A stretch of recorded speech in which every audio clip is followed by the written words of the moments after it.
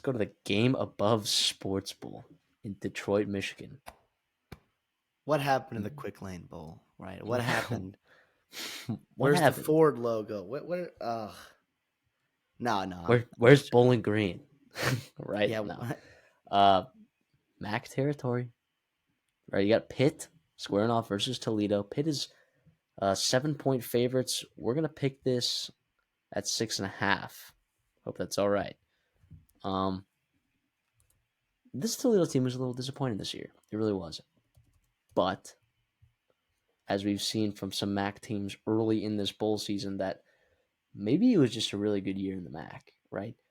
I mean, early in the season, you had Northern Illinois, right, beat Notre Dame. You had Bowling Green competing with some pretty elite teams, aka, Texas A&M, Penn State, giving those folk a run for their money. Uh, you had an Ohio team, win their bowl game. You, Now Western Michigan, I thought put on a better performance against South Alabama than I thought that they were. Yep.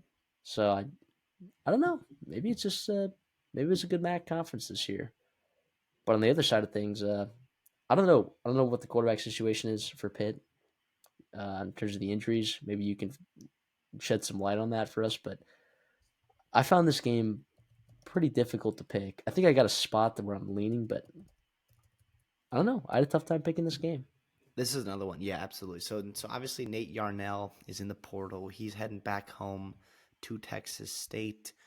He's from Lake Travis down there in Austin. So it leaves you with Eli Holstein, who's a little bit banged up, right? He started out super hot. Obviously, I think cooled down, got injured, came back. He still finished the year 17-7 touchdown to interception ratio, which you'll absolutely take. I think, especially with our preseason expectation of Eli Holstein, he's the guy that Yeah. exceeded those for sure. If it's not going to be, Eli Holstein with Yarnell in the portal, the backup, they're likely to turn to a guy, redshirt freshman David Lynch, right? I don't know a ton about him. I'm going to just assume that Holstein's going to be available. It sounded like they were optimistic he was going to play. Narduzzi said it wasn't as bad as the original injury that he had a couple weeks earlier against Virginia, where he only missed 2 weeks. This has been, 3-ish weeks, 3.5 weeks since they would have played. So hopefully he's had plenty of time to heal, rest up, and get back to it. Desmond Reed, as the guy that missed the last game of the year for Pittsburgh, he's going to be ready to go, which is huge because he's their leading rusher. He is very, very good, especially with no Kenyatta Mumfield, right wide receiver for Pittsburgh, who's opting out, going to the NFL. Good luck to him. You're going to need Reed, especially with a potentially banged up Holstein, or even if it is Lynch in there at quarterback, you're going to need Reed to ball out. And I think he can. I know Toledo is, about average against the run metrically nationwide, right? It's about 50th. I think, and something that we talked about, or you brought up, off air, was their ESPN FPI, which take that for what you will, their strength of schedule is not a great one, right? In terms of it's 131st out of 132 teams? 134. 134 teams. I said that wrong earlier, but still not great, right? So I do think there's going to be spots to be had against them, especially with Reed, the way he's been playing, even without Mumfield, even without Dejan Reynolds. I still think you've got a guy in Holstein, if he's healthy, that he can get after Toledo here. I think on the defensive side of the ball, Kyle Lewis obviously gets a lot of attention. He's a very, very good football player. He's a big reason why Pittsburgh is a top 25 team against the run, right? And it worries me too here is that Toledo, their offensive line, can they block Pittsburgh, right? They've been good most of the year, right? They only allow In pass protection. in pass protections. Thank you. They only allow about 1.5 sacks per game, which is pretty damn good, right? But Pittsburgh is 5th in the nation with 40 sacks. I think they're a little bit higher with sacks per game because you've got some teams in the bowl games that are playing the 13th game. So they average third heading into the bowl season. Yeah, So 3.3 sacks per game is pretty damn good for me, right? So I think those are all reasons why Pittsburgh gets a win here, even going to Detroit, even going to MAC country where Toledo and Jason Candle pretty familiar with. But I think they've got enough talent and physicality to get after them defensively and offensively and to really control the line of scrimmage there with their guys. Yeah, Toledo really didn't run the ball all that well this year, like the way that they normally do. And I know there are good run defenses in the MAC, right? In Toledo, I think played all of them. They played Ohio, Miami, Ohio, Bowling Green. Like they played some solid run defenses in this spot, like you said. Ohio as Pitt, well. yeah, Pitt, solid run defense. And are they going to kill them through the air? Right? Are they going to kill Pitt through the air? The thing that I thought that Syracuse was going to do, and Kyle McCord so tragically goofed up, um, to where like could have been talking about Syracuse as a team uh, in the college football playoffs. That would have been pretty funny. But anyways, that I'm with you. I don't really see a situation where Toledo wins this football game. And you might go back and look at like that Mississippi State game earlier in the season where, yeah, they did kind of dominate the line of scrimmage. They did generate explosive plays, but where did that Toledo team go? Right? I don't know. I don't know. I believe Toledo's team total for this game is like 21 and a half, 20 and a half.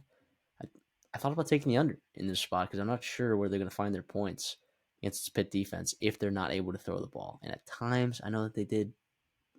It just was not consistent enough, right? So, and like you said, yeah, blocking. I guess this defensive line for Pitt is it's going to be a little bit concerning. So we'll see what kind of stuff happens there, and I think this can be a good game though. I mean, the line's under a touchdown, but yeah, if David Lynch does play though over Holstein, Could get right? really interesting. Because like whatever injury, yeah, I wouldn't feel comfortable laying 6.5 with Pitt. Honestly, I wouldn't.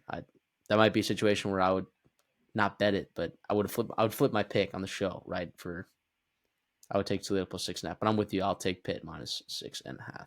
Yeah, I think for Toledo to win, unfortunately, like in the Mississippi State game, right? You go back, they dominated time of possession, they won the turnover battle, they ran the ball well, they took care of the football, they hit explosive plays, right? You mentioned that that's kind of been missing when they got into MAC play, which was super disappointing to Which is finish out the wild. season. Normally it's the inverse, you know? Exactly, and um, that lack of run game against stingy defense that really concerns me. I think if Tucker Gleason, right, Newton, Vanderos, guys like that for Toledo, if they start taking advantage of that pass defense, you put a negative game script in for a backup quarterback or even Holstein, right, without some of his better receivers, that can get really interesting. I do think where if you've got a spot where the over is clearly hitting for this game and it's a close game, I don't hate the fact that Toledo can win this in a shootout. I do consider this game.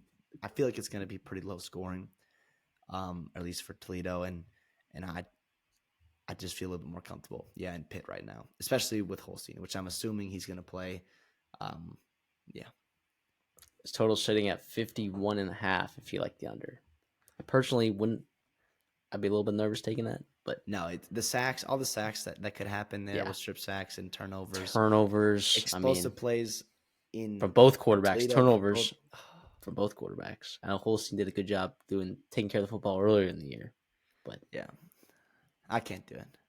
no way. Now, here's the thing. What if I told you, does Lynch playing factor in? Like, do you feel better about the under, or is like, well, maybe I don't know because I, like I think you I don't just know run how the well he's going ball. to take care of the football. Or does that mean that Pittsburgh like is in the game plan? They're like, okay, yeah, we have to establish the run, so we're going to run the ball with Desmond Reed. Which it's wild how well they did that early in the season. This is kind of the tale of like two teams that kind of tapered off as the season went on. You had Pittsburgh, just Desmond Reed Heisman conversations early, weeks 1 through 3. Eli Holstein Heisman conversations, weeks 1 through 6. And then yeah, it just Are you worried about Pitt potentially not showing up? yes. Right. So why not? It's not going on a best bet. No way. No way.